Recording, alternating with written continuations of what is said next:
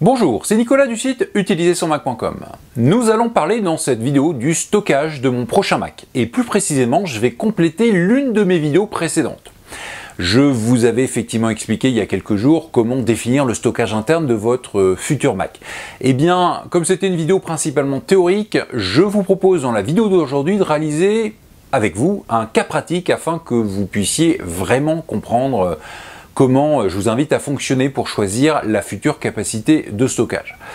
Parce qu'avec un exemple concret, c'est quand même toujours plus simple. Donc, après cette vidéo, vous n'aurez aucun problème pour savoir quelle capacité de stockage prendre pour votre prochain Mac.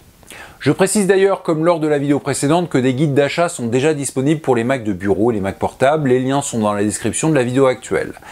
Évidemment, juste avant de commencer, abonnez-vous à la newsletter de mon site, c'est gratuit et cela vous donne accès à des conseils exclusifs. Le lien est en haut à droite de cet écran, ainsi que dans la description de la vidéo. Bon, maintenant que vous êtes tous abonnés à ma newsletter, sans exception, je vais pouvoir revenir au cas pratique du jour. Alors, évidemment, j'espère que vous avez bien vu la vidéo précédente dont j'ai parlé en introduction. Mais donc, cette étude de cas pratique, je vous le dis tout de suite, elle est complètement inventée, j'avoue. En fait, elle ne correspond pas à mes usages. Mais peu importe. Imaginons que je possède aujourd'hui deux Macs. Un iMac de mi-2017, un modèle 21 ou 27 pouces, peu importe, qui tourne avec un Fusion Drive sous macOS Ventura, c'est le système Mac le plus récent à l'heure où je tourne cette vidéo, et un MacBook Pro de mi-2012, le dernier Mac portable non Retina vendu par Apple, et qui a d'ailleurs été commercialisé jusqu'en octobre 2016. Ce dernier est équipé de macOS Catalina, le système le plus récent possible pour lui. Et son stockage d'origine de 500 Go sur disque dur a été remplacé depuis longtemps par un SSD de 256 Go.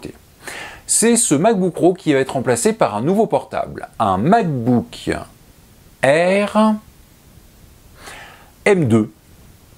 Alors le premier suffira dans mon exemple, par contre il a 256 Go de stockage. Mais grande question, est-ce que ce sera suffisant? Ce qui voudra dire que je pourrais acheter ce Mac chez n'importe quel revendeur, ou au contraire, est-ce que je devrais prendre un stockage plus important? Eh bien, on va voir ça ensemble. Nous allons noter dans ce tableau la place nécessaire. Alors déjà, dans mon exemple fictif, il y a 170 Go d'utilisés actuellement sur le Mac. Ce qui veut dire que les 256 Go de stockage suffisaient amplement, puisque j'avais environ 80 Go de libre. Le Mac actuel est utilisé par moi et ma femme, le prochain, elle fera la même chose dessus, donc pas plus de place de nécessaire pour elle, mais moi je rajouterai un peu de montage vidéo lorsque je ne serai pas chez moi. Ce sera peu important, mais il y en aura un peu. Je ne le note pas pour l'instant, j'y reviendrai à la fin de cette étude de cas. Sinon, j'ai deux enfants qui auront besoin, à partir de l'année prochaine, d'utiliser de temps en temps un ordinateur. Il n'est pas question que j'en mette un dans leur chambre de façon définitive et il n'est pas question qu'ils utilisent le Mac de bureau de la maison. Donc, je devrais créer une session pour chacun d'entre eux sur ce futur portable. Donc, deux sessions en plus. Je vais compter 20 Go par session. Ce sera principalement de la consultation internet et des documents textes, donc à la base, ça ne prendra pas de place. Mais je me doute que mes enfants rajouteront de la musique et quelques clips vidéo. Elles ont les mêmes goûts, donc on va estimer cela à environ 20 Go. Grand max. Voilà, j'ai fait le tour de ce qui devrait être utilisé sur le prochain Mac. Par contre, souvenez-vous, il faut toujours qu'il y ait au moins 20 Go de libre à tout moment. Donc on rajoute. Et je tombe sur une estimation de stockage de 250 Go. Je rappelle que le premier MacBook Air M2 possède 256 Go, donc en théorie c'est bon. Je n'ai pas besoin de plus. Alors en fait non, ce n'est pas bon du tout. Mon estimation tombe pile poil sur la future capacité de stockage. Et je sais que je ne vais pas pouvoir placer en externe la plupart des données que je compte mettre dessus. Alors, pour les 20 Go de musique et clips, oui, à la rigueur, ils peuvent aller sur un disque externe. Mais cela veut dire que mes enfants devront sans arrêt prendre le disque avec l'ordi, et bon, clairement je sais qu'elles vont finir par le faire tomber, l'abîmer, et de toute façon cela ne ferait qu'une vingtaine de gigaoctets de marge, alors que je conserve mes Macs de nombreuses années. Donc pour moi, je n'ai pas de marge de manœuvre au niveau stockage, ce qui fait que je me doute qu'à un moment donné, j'aurai des problèmes de stockage. Donc il est urgent de partir sur la capacité supérieure, à savoir 512 gigaoctets. De plus, dans mon exemple, un peu de montage vidéo sera réalisé lors de déplacements. Alors évidemment, si seul le montage vidéo m'avait obligé à prendre une capacité supérieure, j'aurais pu le réaliser sur un SSD externe. Ces types de disques sont généralement plutôt petits et n'ont pas besoin de prise de courant, donc il est parfaitement envisageable de se déplacer avec, même si c'est une contrainte supplémentaire. Mais il faut être franc, le fait de devoir partir sur 512 Go et donc a priori d'avoir largement de la place va me permettre de ne pas transporter tout le temps avec moi un SSD externe, ce qui est quand même préférable, notamment au niveau de l'autonomie de la batterie quand j'aurais dû brancher ce SSD externe. Pour en revenir au choix de cet exemple qui est fictif, je le rappelle, soit je pars sur le premier modèle de MacBook Air M2, mais je l'achète via l'Apple Store et je demande à avoir 512 Go, soit je pars directement sur le deuxième modèle que je pourrais trouver chez n'importe quel revendeur Apple et qui a déjà 512 Go de stockage.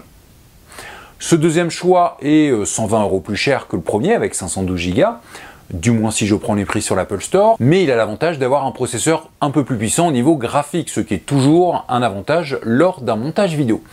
Or, même si cette action de montage vidéo ne va pas être souvent réalisée, personnellement je partirai plutôt sur le deuxième modèle. Et c'est donc la conclusion de cette étude de cas.